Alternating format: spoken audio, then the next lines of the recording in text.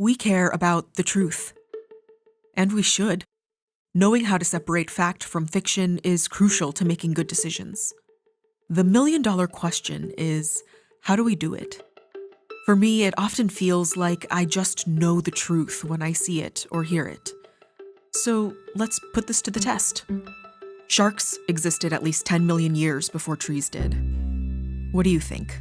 Is this true? Now, here are some other statements read by different people. After each one, decide for yourself, true or false. On Saturn, it rains diamonds. Babies don't dream. Human blood contains gold. The national animal of Scotland is the unicorn. Hair and fingernails keep growing a while after we die. How did you decide? The first thing you probably did was just try to remember. What do you know about fossils or space or Scotland? What have you read about the dream worlds of children or the elements composing the human body? But your mind was also doing something else, without you knowing. It was analyzing things that had nothing to do with the statements you heard, and a lot to do with who said them. Who is this person? Does she sound smart? Can I trust him? And to find clues to these questions, one of the things your brain likely attended was the voice. You see, voices aren't just sounds, they're auditory faces. And like the face, they can give us clues to things like age, gender, and emotion. They can also result in impressions that are just wrong. On Saturn, it rains diamonds. Did you think this was true? What does credibility sound like? On Saturn, it rains diamonds. On Saturn, it rains diamonds. On Saturn, it rains diamonds. Today's podcast is about accents. What we think they tell us, what they actually tell us, and why we need to care. Welcome to Outsmarting Human Minds. There are certain sounds we recognize from the moment we're born. A heartbeat, the stories and music we heard in the womb, a mother's voice, and a familiar accent. At just 5 months old, infants will look more at someone who speaks with the native accent than a foreign one. This is preference. By 10 months, preference turns into trust. Babies reach more for toys that are offered by someone with a familiar accent than someone who sounds like a stranger. And psychologist Katherine Kinsler at Cornell University found that if you ask a preschooler who they want to be friends with, they'll choose the person who sounds like them over the person who looks like them. That is, at least when we're young, accent trumps race. But by the time we turn 9 or 10, something shifts. Accents start to take on other values. Smart, dumb, nice, mean.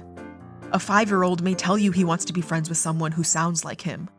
But research shows that a 10-year-old can now tell you that someone with a Southern accent is nicer, but that someone with a Northern accent is smarter. Even if that 10-year-old is from the South.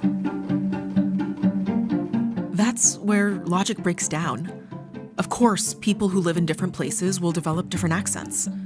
But is a regional accent a useful cue to the IQ of an entire population? Of course not. So why do we think this? The simple answer is learning. Learning about social groups and the qualities of these groups. We don't even have to try. We learn stereotypes from all kinds of things, from children's movies and cartoons where villains consistently have non-American accents, from jokes, news stories, and the voices we hear on public radio. Over time, these associations take root. They automatically come to mind, even when the stereotypes are about our own group. Do Southerners really belong up here? I know that they do, but I think, well, why don't I hear it up here? Is it because people assume it's unintelligent? Do people suppress it because they think others think that they're unintelligent because they have that accent? And it makes me question my own intelligence sometimes. I hate that it does. This is Emilee Hackney. She's From Tazewell, Virginia. It borders West Virginia, and it's about an hour from Kentucky and about an hour from Tennessee. She now spends most of her time in Massachusetts as a rising senior at Harvard University.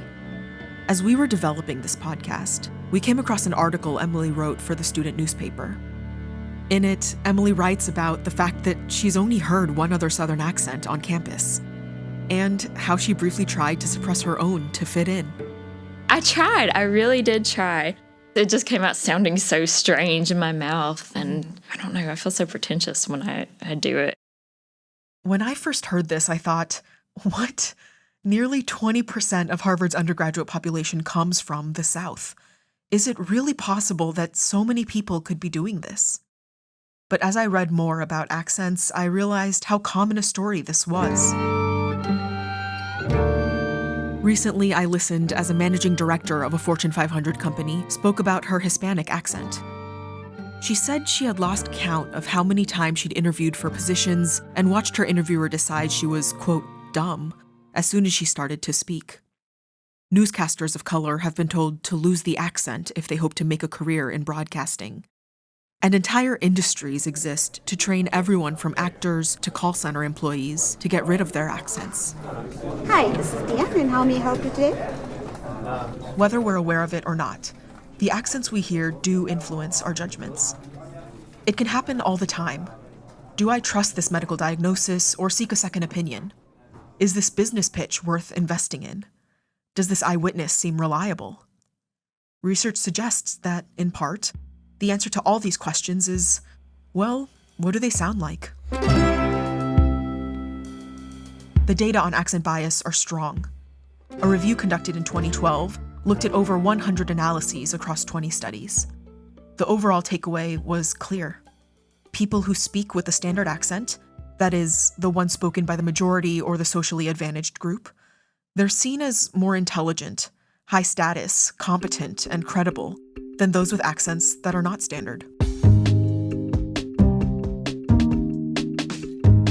In these experiments, the only thing changing is the accent. Researchers made sure the actual words people said were exactly the same. But time and again, the data show that that's enough to sway our evaluations. Studies conducted in England and Denmark show that after listening to a police interrogation tape, people think a suspect is more guilty if he has a regional rather than the standard accent. And around the world, job applicants are rated as more hireable, more competent, when they speak with a standard accent. Clearly, how something is said is overpowering the ideas, knowledge, and experience being expressed. And it's changing the way we make important decisions about people. So who should change? Should it be the job of the individual to change their accent to fit in? Or should the hiring manager or the admissions officer find ways to go beyond the accent and change how they hear? In 2014, the Oak Ridge National Laboratory in Tennessee stirred up controversy when it launched and then quickly canceled accent reduction courses.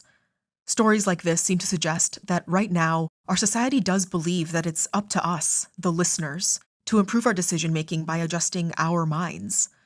That having others change their accent doesn't make sense. Because here's the thing. Our world is growing ever more connected. Interacting with, collaborating with, and making decisions about voices that are different from ours is a reality. So what can we do to outsmart our minds? One idea is to create new associations for the voices you'll hear. When you hear a foreign accent, think to yourself, this person knows stuff that I don't know.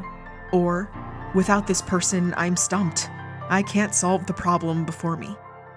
Repeating this until it's overlearned can help you achieve the outcomes that are in your interest.